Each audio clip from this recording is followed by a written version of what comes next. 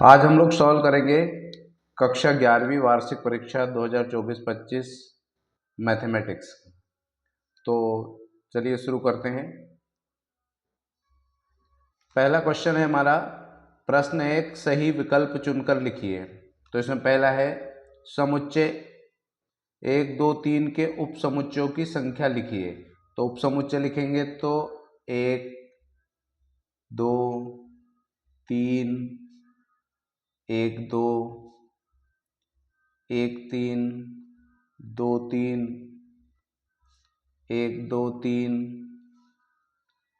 और 5।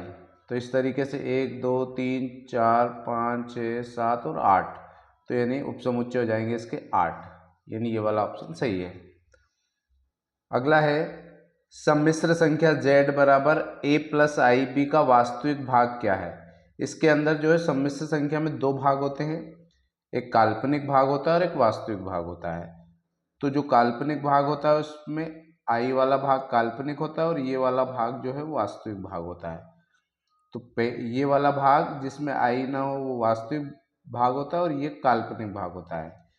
तो इसलिए पूछा गया कि वास्तविक भाग क्या है, तो इसका वास्तविक भाग है ए, यानी बी वाला ऑप्शन सही है। अगला क्वेश्चन है हमारा, परवलय y² बराबर -4ax में नाभि के निर्देशांक होंगे। तो ये जो समीकरण y² बराबर -4ax, तो इसकी जो इक्वेशन बनेगी हमारी बनेगी वो ऐसी, x अक्ष के परित है, और जो नाभि है वो हो जाएगी मतलब -a0, x अक्ष पे है। तो वो कह रहा है हमसे कि जो नाभि के निर्देशांक है वो निर्देशांक क्या होंगे। तो जो नाभि के निर्देशांक होंगे वो निर्देशांक होंगे हमारे -a0, यानी डी वाला है। फिर अगला क्वेश्चन है हमारा, यदि x + 1 y - 2 बराबर 3 1 हो तो y का मान ज्ञात कीजिए। तो यहाँ से हम निकालेंगे y - 2 बराबर 1, तो y बराबर y - 2 = 1, तो y = 3, यानी बी वाला ऑप्शन सही है। अगला क्वेश्चन है हमारा, बिंदु 3 - 2 और -1 4 से होकर जाने वाली रेखा की ढाल ज्ञात कीजिए। तो m का फार्मूला m बराबर होता है y2 - y1 बटे x2 - x1। इस फार्मूले में मान रख देंगे तो y2 की जगह पर हो जाएगा 4 माइनस y1 की जगह पे -2 बटे x2 की जगह पर हो जाएगा -1 और x2 की और x1 की जगह पे -3। तो ये हो जाएगा आपका 6 बटे -4 और सॉल्व करेंगे तो -3 बटे 2, -3 बटे 2 यानी ए वाला ऑप्शन इसका सही है। फिर अगला है हमारा, limit x tends to 0 10x बटे x का मान होगा। तो इस सवाल को सॉल्व करने के लिए हमें क्या करना पड़ेगा कि लिमिट x टेंस टू 0 है, तो इसको हम लिख सकते हैं 10x को हम लिख सकते हैं sin x बटे cos x इंटू x। अब इसको दो पार्ट में यदि हम लिखें तो लिमिट x टेंस टू 0 एक हो जाएगा हमारा sin x बटे x, और एक बार लिखेंगे लिमिट x टेंस टू 0 1 बटे cos x। अब हम जानते हैं कि sin x बटे x की वैल्यू जो होती है वो होती है 1 into limit x tends to 0, x की वैल्यू 0 रखेंगे तो 1, तो ये हो जाएगा 1 बटे 1। तो 1 बटे 1 और इनका गुणा करेंगे तो आंसर आएगा हमारा 1। तो इस तरीके से limit x tends to 0 10x बटे x का मान होगा 1। अगला है हमारा, रिक्त स्थानों की पूर्ति कीजिए। इसमें है एक समुच्चय जो रिक्त है अथवा जिसके अवयवों की संख्या निश्चित होती है कहलाता है। तो ऐसे समुच्चय को बोलते हैं परिमित समुच्चय। तो इसमें आ जाएगा हमारा परिमित समुच्चय। फिर अगला है किसी विशेष क्रम में समूहित अवयवों का एक युग्म कहलाता है, तो इसको हम कहेंगे क्रमित युग्म, इसे कहते हैं हम क्रमित युग्म। फिर अगला है हमारा a x square plus b x plus c is less than or equal to 0 एक असमीका है, तो इसको हम कहेंगे द्विघातीय असमीका है। फिर अगला है क्वेश्चन हमारा प्रसार के पदों के गुणांकों का व्यवस्थित क्रम कहलाता है, इसको बोलते हैं पास्कल त्रिभुज, पास्कल त्रिभुज बोलते हैं। हम जब उसको सॉल्व करते हैं जैसे इस तरीके से बनाते हैं 0C0 1C0 या 1C1 1C0 इस तरीके से, तो एक त्रिभुज की आकृति ले लेता है जिसको कि हम पास्कल त्रिभुज बोलते हैं, तो उसको पास्कल त्रिभुज बोलते हैं। फिर अगला है बिंदु x1 y1 और x2 y2 से जाने वाली रेखा का समीकरण ज्ञात कीजिए। तो जो रेखा का समीकरण उसका फार्मूला होता है y minus y1 equal to y2 minus y1 बटे x2 minus x1 into x minus x1, ये फार्मूला होता है। फिर अगला है d बटे डी एक्स की पावर n का मानक अवकलज होगा, तो इसका अवकलज का सीधा फार्मूला है, ये है n x की पावर n माइनस 1। अगला क्वेश्चन है हमारा सत्य असत्य लिखिए। यदि a और b दो समुच्चय हैं जहां a उपसमुच्चय है b तथा a is not equal to b, तब a b का अधिसमुच्चय कहलाता है। ये असत्य है, ये असत्य है, क्योंकि ए बी का उपसमुच्चय इसलिए बी अधिसमुच्चय होगा, परंतु यहाँ लिखा है कि ए बी का अधिसमुच्चय है, इसलिए ये असत्य है। अगला क्वेश्चन है हमारा फलन f का परिसर f के प्रतिबिंबों का समुच्चय होता है, तो ये सत्य है।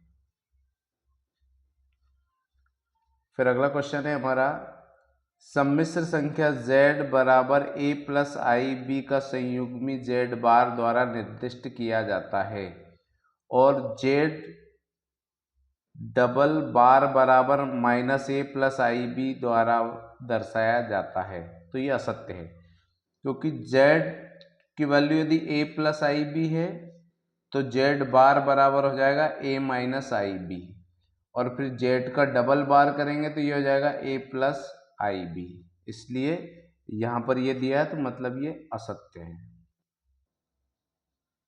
फिर अगला क्वेश्चन हमारा समांतर माध्य तथा गुणोत्तर माध्य के बीच संबंध G is greater or equal than A, मतलब जो गुणोत्तर माध्य है वो समांतर माध्य से बड़ा होता है, तो इसके अंदर कंडीशन ये दी है तब कि वास्तव में जो समांतर माध्य होता है वो गुणोत्तर माध्य से बड़ा होता है, तो इसलिए ये वाला भी असत्य है। फिर अगला है क्वेश्चन एक बिंदु पर फलन की सीमा बाएं और दाएं पक्ष की सीमाओं से प्राप्त उभयनिष्ठ मान है यदि वे संपाती हो, तो ये सत्य है।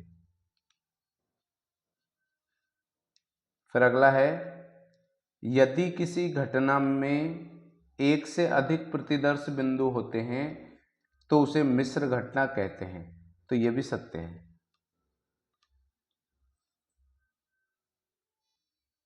अगला है प्रश्न 4 सही जोड़ी बनाइए। इसमें है cos 3x, तो cos 3x का फार्मूला है और वो होता है 4 cos cube x minus 3 cos x, तो पहले का ये है C वाला। अगला है tan x minus tan y बटे में 1 plus tan x into tan y, तो ये जो फार्मूला है ये है tan x माइनस y का फार्मूला, तो tan x माइनस y बराबर ये फार्मूला हो जाएगा। फिर अगला है टेन 3x, तो टेन 3x का फार्मूला है हमारे पास 3 tan x माइनस 10³ x बटे 1 माइनस 3 tan x²। तो ये इसका फार्मूला हो गया, तीसरे का हो गया। फिर अगला है 8 फैक्टोरियल, तो 8 फैक्टोरियल को सॉल्व करेंगे तो 8 × 7 × 6 × 5 × 4 × 3 × 2 × 1, जब इसको सॉल्व करेंगे तो इसकी वैल्यू आएगी ये, यानी 40,320। फिर अगला है n पदों का योग जीपी में, ये यानी गुणोत्तर श्रेणी में जो है n पदों का योग जो होगा वो होगा हमारा a r⁻n−1 बटे r−1। फिर अगला क्वेश्चन है हमारा 5c2। 5c2 की वैल्यू निकाल लेते हैं, तो 5c2 मतलब 5 फैक्टोरियल और 5 - 2 फैक्टोरियल इंटू 2 फैक्टोरियल, तो ये हो जाएगा 5 फैक्टोरियल बटे 3 फैक्टोरियल इंटू 2 फैक्टोरियल, तो ये हो जाएगा 5 का हो जाएगा 5 × 4 इंटू 3 फैक्टोरियल बटे 3 फैक्टोरियल इंटू 2, तो 3 से 3 कैंसिल हो गया और इससे इसको काट देंगे तो 5 दूनी 10, यानी 5c2 की वैल्यू हो जाएगी हमारी 10, यानी ई वाला सही है। अगला है sin 2x, तो sin 2x का जो फार्मूला है 2 tan x बटे 1 + tan²x।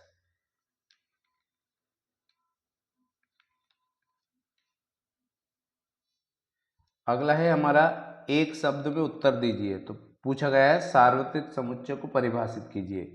तो इसकी परिभाषा है एक ऐसा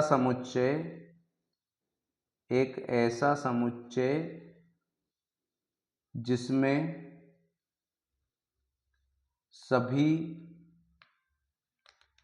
संबंधित समुच्चयों के तत्व होते हैं तथा इन तत्वों की पुनरावृत्ति नहीं होती, और सामान्य भाषा में भी हम उसको यू से लिखते हैं। अगला है हमारा सम्मिश्र संख्या 5i × -3/5i को a + ib के रूप में लिखिए। तो सबसे पहले इनका गुणा कर लेते हैं, तो ये हो जाएगा आपका, गुणा करेंगे तो 5 से 5 कट जाएगा, बचेगा हमारा i × -3i, गुणा करेंगे तो ये हो जाएगा आपका -3 × i², और i² की वैल्यू होती है -1, तो -3 × -1 यानी आया आपका 3। अब जब इसको a + ib के रूप में लिखना है, तो यहाँ पे हमारे पास रियल नंबर तो 3 है परंतु इमेजिनरी नंबर कोई नहीं है, इसलिए इसको हम लिखेंगे 0i। तो a + ib के रूप में लिखेंगे तो ये हो जाएगा 3 + 0i। फिर अगला है हमारा 1 - 2x³ का प्रसार कीजिए। तो इस वाले इक्वेशन को यदि हम लिखेंगे तो जो द्विपद प्रमेय के हिसाब से लिखेंगे तो 3 पावर है, तो इसको हम लिखेंगे 3c0 पहले, फिर लिखेंगे 1⁻3, फिर -2x⁻0, फिर लिखेंगे +3c1, अगले में लिखेंगे 1⁻3 से ये 2 हो जाएगी और ये हो जाएगी -2x⁻1, फिर अगले लिखेंगे 3c2, फिर हो जाएगा हमारे 1⁻1 और -2x⁻2, फिर अगले में लिखेंगे 3c3, ये हो जाएगा 1⁻0 और -2x⁻3। तो इस तरीके से इसको सॉल्व कर लेंगे तो ये प्रसार हो जाएगा हमारा। फिर अगले क्वेश्चन पे आ जाते हैं हम। x और y अक्षों से क्रम से ए और बी अंत्यखंड बनाने वाली रेखा का समीकरण लिखिए।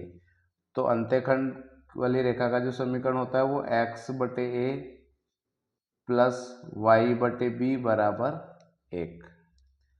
तो ये x अक्ष और y अक्ष से जो अंत्यखंड बनाए ए और बी, तो उसका समीकरण है। अगला है परवलय की नाभिलंब जीवा को परिभाषित कीजिए। तो इसकी डेफिनेशन है, परवलय की वह जीवा है जो नियता के समांतर या अक्ष के समांतर होती है, अक्ष के लंबवत होती है तथा नाभि से होकर जाती है। फिर अगला क्वेश्चन है, एक श्रृंखला के परिसर को परिभाषित कीजिए।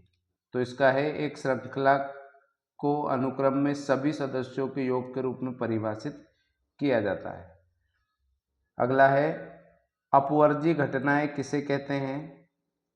तो इसका है, ऐसी घटना जिसमें एक के घटित होने पर दूसरी घटना घटित नहीं हो सकती या उसकी संभावना 0 होती है, ऐसी घटनाओं को अपवर्जी घटनाएं कहते हैं। जैसे हम सिक्का फेंकेंगे तो या तो हेड आएगा या टेल आएगा, यानी दोनों घटनाएं एक साथ घटित नहीं हो सकती। ऐसी घटनाओं को कहते हैं अपवर्जी घटनाएं। धन्यवाद।